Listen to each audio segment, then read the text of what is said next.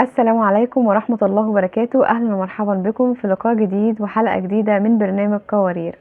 طبعا قبل ما نبدأ حلقتنا حابة أهني كل كل سنة وانت طيبة، كل سنة وانت بصحة وسعادة ودايما مالية بيتك وحياتك وسط ولادك. الحقيقة موضوع حلقتنا النهاردة مهم جدا لكل ست بيت حابة تدبر بيتها أو تنظم بين بيتها وولادها وبين حياتها الشخصية وبين شغلها. تقريبا كده كل الستات النهاردة عندهم نفس المشكلة، ازاي تديري وتنظمي بين بيتك وولادك وشغلك وحياتك الشخصية من غير ما يحسوا انهم دايما مضغوطين او مقصرين. بنلاقي نفسنا في دوامة طول الوقت، بنجري هنا وبنجري هنا واليوم بيخلص واحنا حاسين ان مفيش اي حاجة خلصت زي ما احنا عايزين. بس يا ترى الحل فين؟ يلا بينا نتكلم في الموضوع ونشوف ازاي نرتب حياتنا بشكل اريح. تعالوا بينا كده نرجع لأيام الصحابيات ونشوف ازاي كانوا بيوازنوا بين البيت والشغل والأولاد. زمان الصحابيات كان عندهم نفس التحديات اللي احنا بنواجهها دلوقتي، بيت وأولاد ومسؤوليات كتير، بس الفرق انهم كانوا بيعرفوا يوازنوا بحكمة وصبر. تعالوا نشوف كانوا بيعملوا ايه. هندي كده مثال عن حياة الصحابيات، وليكن أسماء بنت أبي بكر. السيدة أسماء بنت أبي بكر كانت مثال للمرأة اللي عرفت توازن بين بيتها وأولادها وشغلها. كانت زوجة وأم ومسؤولة عن بيتها، وفي نفس الوقت كان ليها دور قوي في المجتمع. كانت بتساعد جوزها في شغل البيت حتى في الحاجات الصعبة زي جلب الماء، رعاية الخيل، وفي تربية أولادها. وخرجت عبد الله بن الزبير واحد من أشجع الصحابة، ورغم مسؤوليتها كان ليها دور مهم وقوي جدا في دعم النبي صلى الله عليه وسلم وقت الهجرة. طب ازاي قدرت تعمل ده؟ بالتخطيط، باستغلال الوقت صح، وتقسيم مسؤولياتها بذكاء.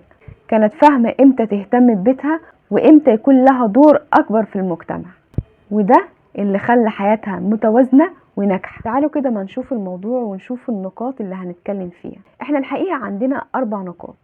اول نقطة هنتكلم فيها وهو الشعور بالذنب طول الوقت. ليه اغلب الستات دايما يحسوا انهم مقصرين؟ لو ركزت في شغلها تحس انها بعيدة عن ولادها، ولو ركزت في البيت تحس انها مش بتتقدم في شغلها. بس الحقيقة مفيش حاجة اسمها حد بيعمل كل حاجة 100%. لازم تبقى عارفة اولوياتك في كل مرحلة، وتقبلي ان التوازن ده مش ثابت وبتغير حسب ظروفك. تاني نقطة بقى توزيع الشغل بدل ما تشيلي كل حاجة لوحدك. احنا متعودين ان الست هي اللي دايما تعمل كل حاجة بنفسها، والحقيقة دي اكبر غلطة. جوزك يقدر يساعد، ولادك يقدروا يساعدوا، ولو عندك حد بيساعد في البيت ورعى الشغل، بحيث ما تحسيش ان الحمل كله عليكي. تالت نقطة بقى ادارة الوقت صح. الوقت مش بيزيد، بس طريقة تنظيمك هي اللي دايما بتفرق. جربي تكتبي جدول بسيط فيه اولوياتك، حتى لو مش حرفيا بالمواعيد، بس على الاقل يبقى عندك رؤية واضحة للي وراكي. والاهم انك ما تسيبيش حاجة تاخد وقت التانية، يعني شغلك في وقت الشغل وبيتك وحياتك في وقته. رابع نقطة بقى خصصي وقت لنفسك. ده مش رفاهية، ده ضروري.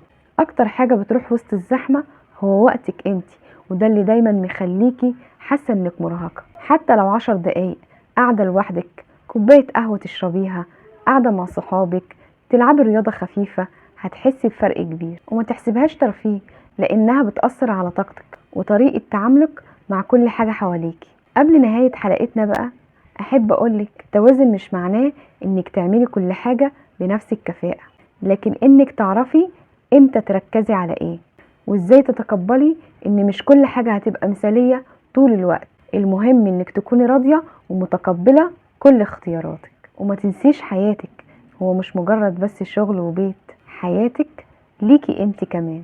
وفي نهاية حلقتنا أحب أشكركم جدا على حسن استماعكم ومشاهدتكم، وأشوفكم إن شاء الله في الحلقة القادمة. شكرا لكم.